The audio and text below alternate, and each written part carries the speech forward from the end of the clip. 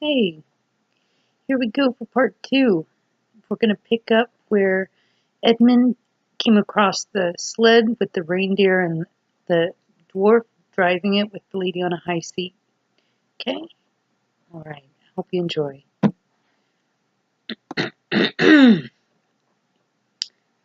On the sled driving the reindeer sat a fat dwarf who would have been about 3 feet high if he had been standing. He was dressed in polar bear's fur, and on his head he wore a hood with a long red gold tassel hanging down from its point. His huge beard covered his knees and served him instead of a rug. But behind him, on a much higher seat in the middle of the sled, sat a very different person. A great lady, taller than any woman that Edmund had ever seen. She also was covered in white fur up to her throat, and held a long straight golden wand in her right hand and wore a golden crown on her head.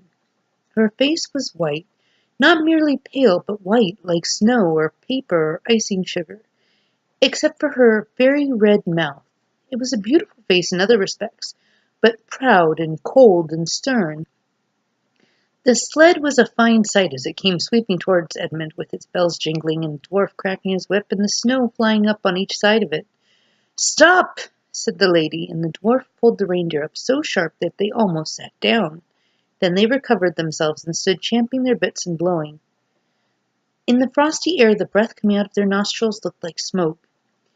"And what, pray, are you?" said the lady, looking hard at Edmund.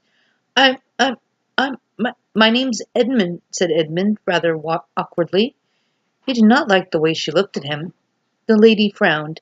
"Is that how you address a queen?" she asked, looking sterner than ever. "I beg your pardon, your majesty, I didn't know," said Edmund. "Not know the Queen of Narnia?" cried she. "Ha! You shall know us better hereafter. But I repeat, what are you?" "Please, your majesty," said Edmund, "I don't know what you mean. I'm at school, at least I was. It's the holidays now."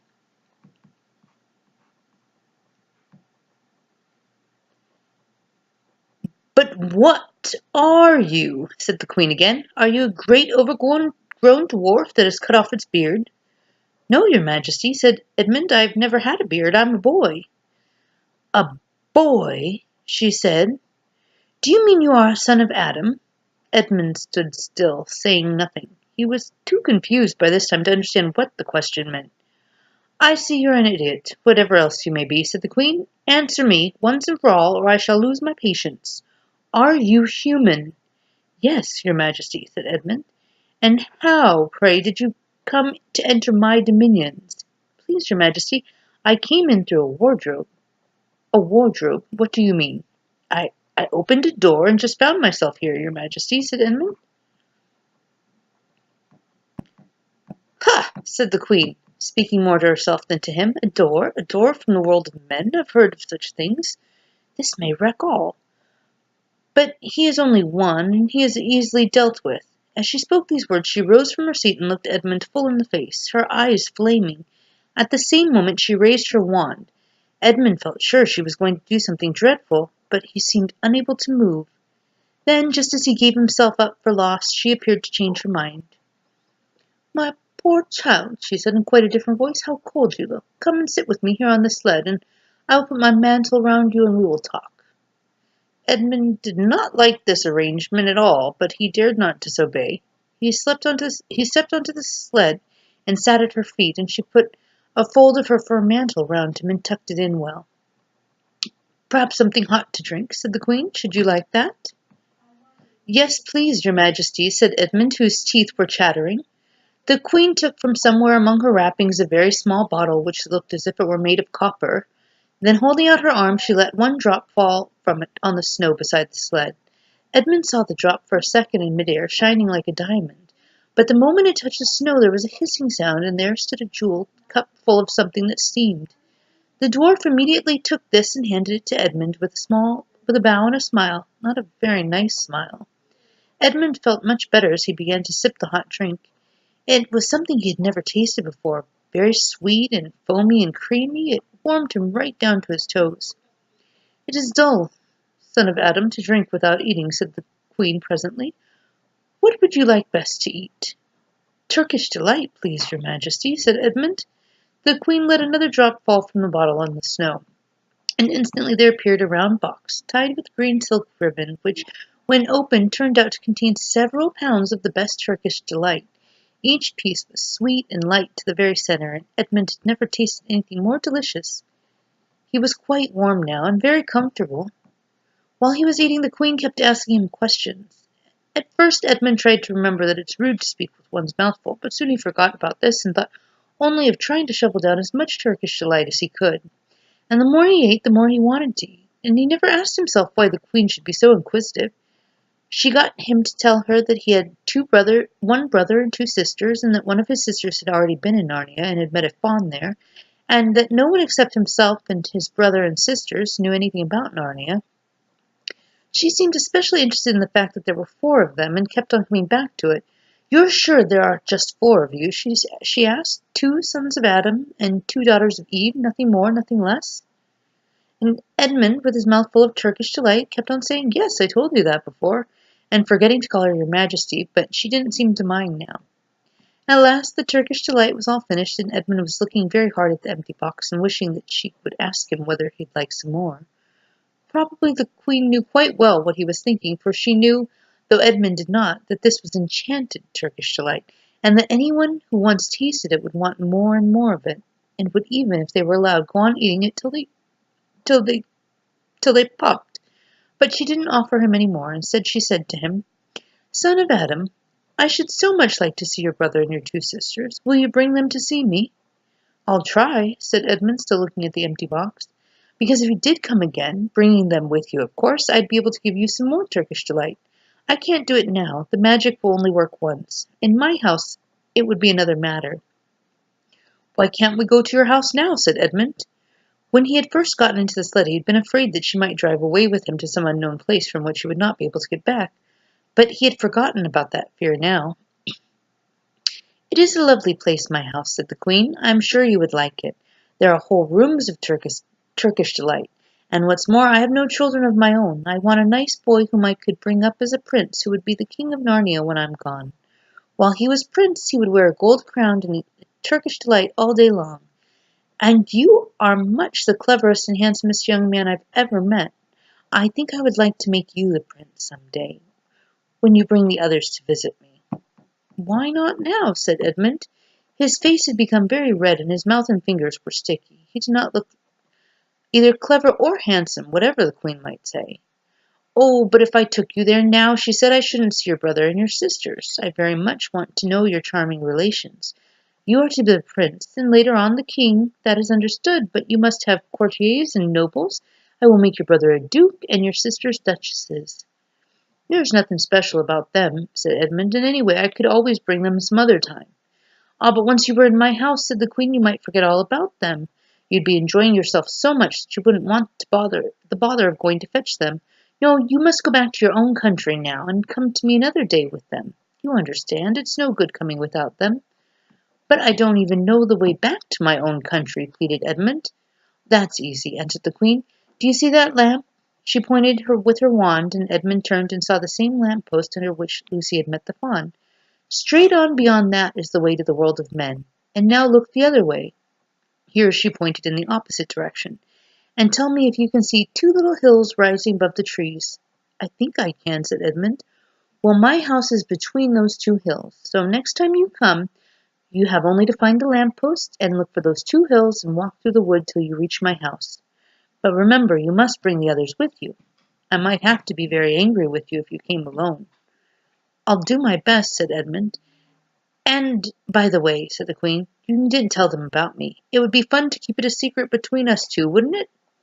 Make it a surprise for them. Just bring them along to the two hills. A clever boy like you will easily think of some excuse for doing that. And when you come to my house, you could just say, 'Let's see who lives there,' or something like that. I'm sure that would be best. If your sisters had met one of the fawns, she may have heard strange stories about me, nasty stories that might make her afraid to come see me.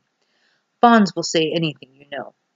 And now, please, please," said Edmund suddenly, "please, couldn't I have just one piece of Turkish delight to eat on the way home?" "No, no," said the queen with a laugh. "You must wait till next time." While she spoke, she signaled to the dwarf to drive on. But as the sled swept out of sight, the Queen waved to Edmund, calling out, next time, don't forget, come soon." Edmund was still staring after the sled when he heard someone calling his own name and looked around. He saw Lucy coming towards him from another part of the wood. "Oh, Edmund," she cried, "so you've got in too. Isn't it wonderful? And now—" "All right," said Edmund. "I see you were right, and it's a magic wardrobe after all. I'll say I'm sorry if you like. But where on earth have you been all this time? I've been looking for you everywhere." "If I'd known you had gone in, I'd have waited for you," said Lucy, who was too happy and excited to notice how snappishly Edmund spoke or how flushed and strange his face was. "I've been having lunch with dear Mr. Tumnus the Fawn, and he's very well, and the White Witch has done nothing to him for letting me go. So he thinks she can't have found out, and perhaps everything's going to be all right after all." "The White Witch?" said Edmund. "Who's she?" "She's a perfectly terrible person,"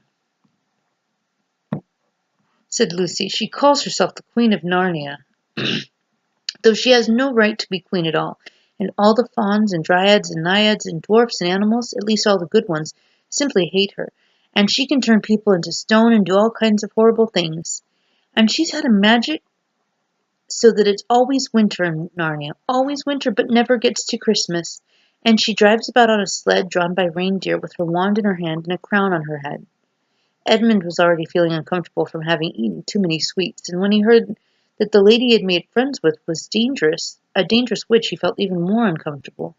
But he still wanted to taste that Turkish delight again more than anything else. "Who told you all that stuff about the White Witch?" he asked. "Mr. Tumnus, the Fawn," said Lucy. "You can't always believe what fawns say," said Edmund, trying to sound as if he knew far more about them than Lucy. "Who said so?" asked Lucy. "Everyone knows it," said Edmund. Ask anybody you like. But it's pretty poor sport standing here in the snow. Let's go home." "Yes, let's," said Lucy. "Oh, Edmund, I'm glad you've gotten in too. The others will have to believe in Narnia now that we both have been here. What fun it will be." But Edmund secretly thought that it would not be as good fun for him as for her. He would have to admit that Lucy had been right before all the others, and he felt sure that the others would all be on the side of the fawns and the animals. But he was already more than half on the side of the witch. He didn't know what he would say, or how he would keep his secret once they were talking about Narnia. By this time they had walked a good way, then suddenly they felt coats around them instead of branches, and the next moment they were both standing outside the wardrobe in the empty room. "I say," said Lucy, "you do look awful, Edmund. Don't you feel well?" "I'm all right," said Edmund, but this was not true. He was feeling very sick. "Come on then," said Lucy. "Let's find the others. What a lot we shall have to tell them, and what wonderful adventures we shall have now that we're all in it together." Because the game of hide-and-seek was still going on, it took Edmund and Lucy some time to find the others. But when at last they were all together, which happened in the long room where the suit of armor was, Lucy burst out, "Peter, Susan, it's all true. Edmund has seen it too. There's a country you can get into through the wardrobe. Edmund and I both got in. We met one another in there, in the wood. Go on, Edmund, tell them about it." "What's all this about, Ed?" said Peter. And now we come to one of the nastiest things in the story. Up to that moment, Edmund had been feeling sick and sulky and annoyed with Lucy for being right, but he hadn't made up his mind what to do. When Peter suddenly asked him the question, he decided all at once to do the meanest and most spiteful thing he could think of. He decided to let Lucy down. "Tell us, Ed," said Susan, and Edmund gave a superior look as if he were far older than Lucy. There was only a year's difference, really. And then a little snider and said, "Oh yes, Lucy and I have been playing, pretending that all her story about a country in the wardrobe is true, just for fun, of course. There's nothing there, really." Poor Lucy gave Edmund one look and rushed out of the room. Edmund, who was becoming a nastier person every minute, thought that he had scored a great success, and went on at once to say, "There she goes again. What's the matter with her? That's the worst of young kids. They always—" "Look here," said Peter, turning on him savagely. "Shut up. You've been perfectly beastly to Lou ever since she started this nonsense about the wardrobe, and now you go on playing games with her and setting her off again. I believe you did it simply out of spite." "But it's all nonsense," said Edmund, very taken aback. "Of course it's all nonsense," said Peter. "That's just the point. Lou was perfectly all right when we left home, but since we've been down here she seems to either be going queer in the head or else turning into a most frightful liar. But whichever it is, what good do you think you'll do by jeering and nagging at her one day and encouraging her the next?" I thought, said Edmund, but he couldn't think of anything to say. You didn't think anything at all, said Peter. It's just spite. You've always liked being beastly to anyone smaller than yourself. We've seen that at school before now. Do stop, said Susan. It won't make things any better, having a row between you two. Let's go and find Lucy. It was not surprising that when they found Lucy a good deal later, everyone could see that she had been crying. Nothing they could say to her made any difference. She stuck to her story and said, I don't care what you think and I don't care what you say. You can tell the professor, or you can write to Mother, or you can do anything you like. I know I've met a fawn in there, and I wish I'd stayed there. You're all beasts, beasts. It was an unpleasant evening. Lucy was miserable, and Edmund was beginning to feel that his plan wasn't working as well as he had expected. The two older ones were really beginning to think that Lucy was out of her mind. They stood in the passage talking about it in whispers long after she had gone to bed. The result was the next morning they decided they really would go and tell the whole thing to the professor. He'll write to Father. If he thinks there's something wrong with Lou, said Peter, it's getting beyond us. So they went and knocked at the study door, and the professor said, Come in, and got up and found chairs for them and said he was at their disposal. Then he sat listening to them with the tips of his fingers pressed together and never interrupting, till they had finished the whole story. After that he said nothing for quite a long time. Then he cleared his throat and said the last thing either of them expected. How do you know, he asked, that your sister's story is not true? Oh, but, began Susan, and then stopped. Anyone could see from the old man's face that he was perfectly serious. Then Susan pulled herself together and said, But Edmund said they had only been pretending. That is a point, said the professor, which certainly deserves consideration. Very careful consideration.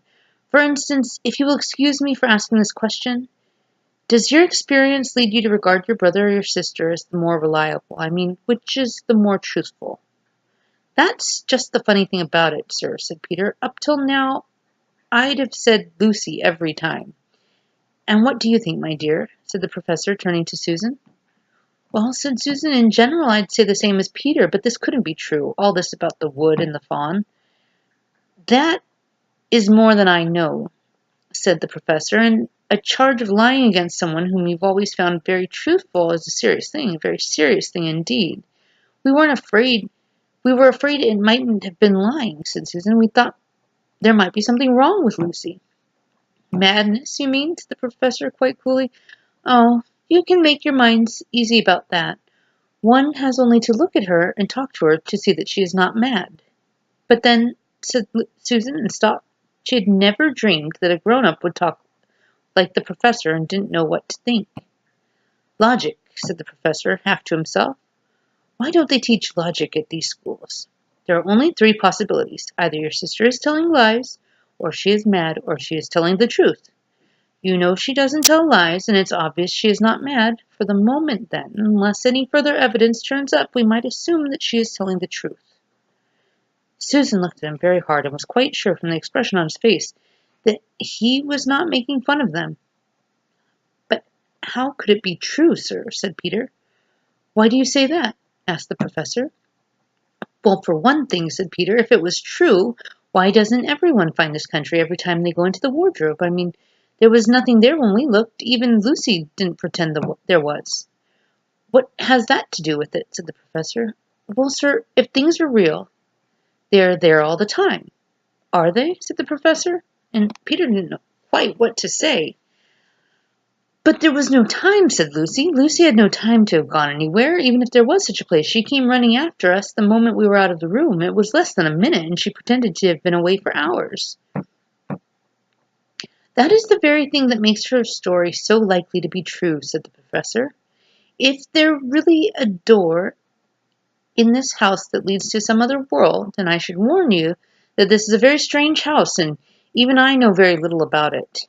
If, I say, she had got into another world, I shouldn't be surprised to find that the other world had a separate time of its own, so that however long you stay there, it would never take up any of our time. On the other hand, I don't think many girls her age would invent the idea for themselves. If she'd been pretending, she would have hidden for a reasonable time before coming out and telling her story. But do you really mean, sir, said Peter, that there could be other worlds all over the place just round the corner like that? Nothing is more probable, said the professor, taking off his spectacles and beginning to polish them, while he muttered to himself, I wonder what they do teach them at these schools. But what are we to do? Said Susan. She felt the conversation was beginning to get off the point. My dear young lady, said the professor, suddenly looking up with a very sharp expression at both of them, there is one plan which no one has yet suggested, and which is well worth trying. What's that? Said Susan. We might all try minding our own business, said he, and that was the end of that conversation. After this, things were a good deal better for Lucy. Peter saw to it that Edmund stopped jeering at her, and neither she nor anyone else felt inclined to talk about the wardrobe at all. It had all become a rather alarming subject, and so for a time it looked as if all the adventures were coming to an end, but that was not to be. This house of the professor's, which even he knew so little about, was so old and famous that people from all over England used to come and ask permission to see over it. It was the sort of house that is mentioned in guidebooks and even in histories, and well, it might be, for all manner of stories were told about, some of them even stranger than the one I'm telling you now. And when parties of sightseers arrived and asked to see the house, the professor always gave them permission. And Mrs. Macready, the housekeeper, showed them round, telling them about the pictures and the armor and the rare books in the library. Mrs. Macready was not fond of children, and did not like to be interrupted when she was telling visitors about the things she knew. She had said to Susan and Peter almost on the first morning, along with a good many other instructions, and please remember, you're to keep out of the way whenever I'm taking a party over the house. Just as if any of us would want to waste half the morning trailing around with a crowd of strange grown-ups, said Edmund, and the other three thought the same. That was how the adventures began for the second time. A few mornings later, Peter and Edmund were looking at the suit of armor and wondering if they could take it to bits, when the two girls rushed in the room and said, Look out, here comes the Macready and a whole gang with her.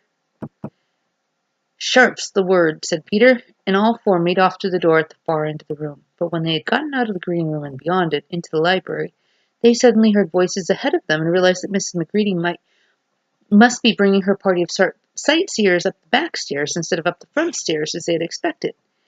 And after that, whether it was that they had lost their heads or that Mrs. Macready was trying to catch them or that some magic in the house had come to life and was chasing them into Narnia, they seemed to find themselves being followed everywhere until at last Susan said, Oh, bother those trippers.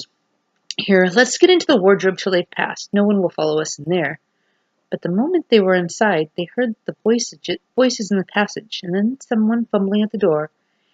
And then they saw the handle turning. Quick, said Peter, there's nowhere else, and flung open the wardrobe. All four of them bundled inside and sat there panting in the dark.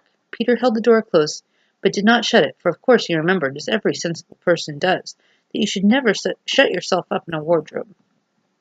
I wish the Macready would hurry up and take all these people away, said Susan presently. I'm getting horribly cramped. And what a filthy smell of camphor, said Edmund. I expect the pockets of these coats are full of it, said Susan, to keep away the moths. There's something sticking into my back, said Peter. And isn't it cold, said Susan. Now that you mention it, it is cold, said Peter. And hang on, it's all wet, too. What's the matter with this place? I'm sitting on wet. And I'm getting wetter every minute. He struggled to his feet. Let's get out, said Edmund. They've gone. Oh, said Susan suddenly, and everyone asked her what the matter was. I'm sitting against a tree, said Susan, and look, it's getting light over there. By Jove, you're right, said Peter, and look, there and there, it's trees all around, and this wet stuff is snow. Why, I do believe we've got into Lucy's wood after all. And now there was no mistaking it, and all four children stood blinking in the daylight of a winter day. Behind them were coats hanging on pegs, in front of them were snow-covered trees. Peter turned to Lucy at once. I apologize for not believing you, he said. I'm sorry. Will you shake hands? Of course, said Lucy, and did. And now, said Susan, what do we do next? Do? Said Peter. Why, go and explore the wood, of course. Ugh, said Susan, stamping her feet. It's pretty cold. What about putting on some of these coats? They're not ours, said Peter doubtfully. I'm sure nobody would mind, said Susan. It isn't as if we wanted to take them out of the house. We shan't take them even out of the wardrobe. I never thought of that, Sue, said Peter. Of course. Now that you put it that way, I see. No one could say you had bagged a coat as long as you leave it in the wardrobe where you found it. And I suppose this whole country is in the wardrobe." They immediately carried out Susan's very sensible plan. The coats were rather too big for them, so that they came down to their heels and looked more like royal robes than coats when they had put them on. But they all felt a good deal warmer, and each thought the others looked better in their new get-up and more suitable for the landscape. "We can pretend we're Arctic explorers," said Lucy. "This is going to be exciting enough without pretending," said Peter, as he began leading the way forward into the forest. There were heavy darkish clouds overhead, and it looked as if there might be more snow before night. "I say," began Edmund presently, "oughtn't we be bearing a bit more to the left, that is, if we are aiming for the lamp-post?" He had forgotten for the moment that he must pretend to have never been in the wood before. The moment the words were out of his mouth, he realized he had given himself away. Everyone stopped. Everyone stared at him. Peter whistled. "So you really were here," he said. "That time Lou said she'd met you in here, and you made out she was telling lies." There was dead silence. "Well, of all the poisonous little beasts," said Peter, and shrugged his shoulders and said no more. There seemed indeed no more to say, and presently the four resumed their journey. But Edmund was saying to himself, "I'll pay you all out for this, you pack of stuck-up, self-satisfied pigs." "Where are we going, anyway?" said Susan, chiefly for the sake of changing the subject. "I think Lou ought to be the leader," said Peter. "Goodness knows she deserves it. Where will you take us, Lou?" "What about going to see Mr. Tumnus?" said Lucy. "He's the nice fawn I told you all about."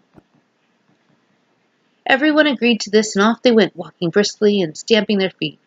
Lucy proved a good leader. At first she wondered whether she would be able to find the way, but she recognized an odd-looking tree on one place and a stump in another, and brought them on to where the ground became uneven and into the little valley, and at last to the very door of Mr. Tumnus's cave. And pause right there, okay? I love you.